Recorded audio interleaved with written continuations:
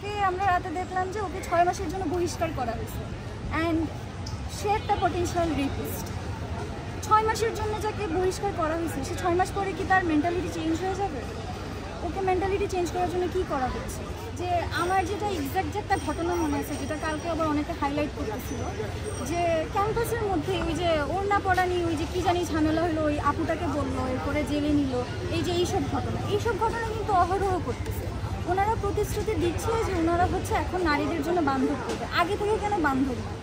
আমরা তো আর মানে এটা এমন একটা যুগ, নারীদের জন্য ওদের এখনই কেন করা লাগবে, ওরা আগে কেন করে? জিনিসটা খুবই ন্যাচারাল একটা জিনিস। আপনি যেটা আগে করতে পারেন নাই, এখন আপনি বলতেছেন যে আমি হইলে আমি করব। সেটা কি আমাদের দায়িত্ব না যে আমরা একটা পজিশনে যাওয়ার আগে নারীদের জন্য একটা বান্ধব পরিবেশ করি? এটা কেমন মেন্টালিটি হয়ে যাবে? অ্যান্ড ওরা যদি এটা করতে পারে সেটা তো ভালো, কিন্তু আমার কথা হচ্ছে আগে থেকে কেন ছিল না যে আমি একটা পজিশনে গেলেই কেন আমি সেটা করি? আমি এটা এমনি কেন করতে পারি? করলেও তো জিনিসটা হাইলাইট হবে, তাদের জন্যই সুবিধা হবে। আর এটা সুবিধার বিষয়, এটা খুবই একটা মানবিক বিষয়। যে আপনি বুঝাতে চাচ্ছেন যে নারী বান্ধব স্ট্যান্ড ওরা নিচ্ছে জাস্ট ফর শো? না, নির্বাচনের কোনো স্ট্যান্ড কিনা, ভোটের কোনো স্ট্যান্ড কিনা। হ্যাঁ, হইতেই পারে। আপনার তো সেটাই, আপনি নির্বাচনী প্রচারণা চালাবেন, যেটা শুনলে আপনার হচ্ছে জিনিসটা ভালো লাগবে, যার কথাটা ভালো আপনি তাকে ভোট দিবেন।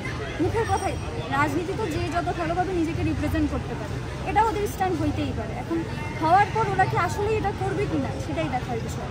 আর প্রথম প্রশ্নটা হচ্ছে ক্যাম্পাসে কি এখন নারী বান্ধব পরিবেশ অবশ্যই কি আছে মনে হয় তো না? আপনি কি ফিল করছেন? আমার কাছে তো নারী বান্ধব লাগে। সমস্যাটা কোথায় হচ্ছে কি, যখন একজন ফেসবুকে একটা পোস্ট করতেছে সেখানে বট এফেক্ট হচ্ছে, সেটার কিন্তু কোনো অ্যান্সার নাই, ওরা কেউ অ্যান্সার দিতে পারছে না। ওরা সামনে এসে কিছু করতে পারতেছে না, পিছন থেকে বসে বট অ্যাটাক করতেছে। এক একটা অ্যাকাউন্টে যে শিবির বলেন, ছাত্রদল বলেন, ট্যাগ করতেছে। ট্যাগিং করার এটা ওদের কাছে কোনো অ্যান্সার নেই। আমি কালকে দেখলাম যে করলো, ওদের কাছে তার কোনো অ্যান্সার। ক্যাম্পাসে নারীদের পরিবেশ কিন্তু আমার আশেপাশে কার মেন্টালিটি কেমন আমি কিন্তু সেটা জানি না, আর অনলাইনে গিয়ে ওটা সারা তারা প্রকাশ করতেছে। আর অবশ্যই এটা নারী যে নির্বাচনী স্ট্যান্ড হইতেই পারে। কালকে আমরা রাতে দেখলাম যে ওকে 6 মাসের জন্য বহিষ্কার করা হয়েছে অ্যান্ড সে একটা পটেনশিয়াল রেপিস্ট। 6 মাসের জন্য যাকে বহিষ্কার করা হয়েছে সে 6 মাস পরে কি তার মেন্টালিটি চেঞ্জ হয়ে যাবে? ওকে মেন্টালিটি চেঞ্জ করার জন্য কি করা হচ্ছে? বুঝতেছেন আপনি ব্যাপারটা? এটা একটা আনসেফ এনভায়রনমেন্ট। আমি কিন্তু এখানে জানি না কার মাথার ভিতরে কী চলতেছে।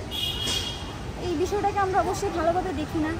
আর যে I respect all the candidates, কিন্তু ডিরেক্ট অ্যান্সার সবাই দিতে পারছে না, সেটার বিরুদ্ধে কী করা যায়। ডাকসু নির্বাচন নিয়ে প্রচারণা কেমন দেখছেন?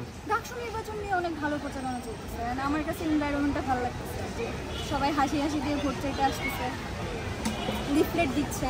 যেহেতু ন্যাশনাল ইলেকশন আমি পাই নাই, আর আমি সেকেন্ড ইয়ারে, সো এটা ভালো, জিনিসটা ভালো। আমার কাছে মনে হয় যে এটা চর্চা করতেছে, বাকি ইউনিভার্সিটিগুলোতেও করা উচিত, ওইখানেও সেম এক্সপোজারটা দেওয়া উচিত, কারণ এইটা ন্যাশনাল ইলেকশনে এফেক্ট করবে।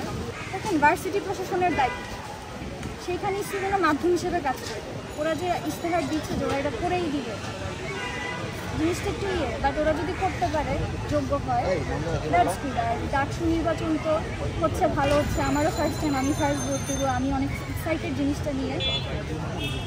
It's a good practice and ওরা চাইলেই অনেক কিছু করতে পারবে, ওদের সেটুকু ক্যাপেবিলিটি আছে।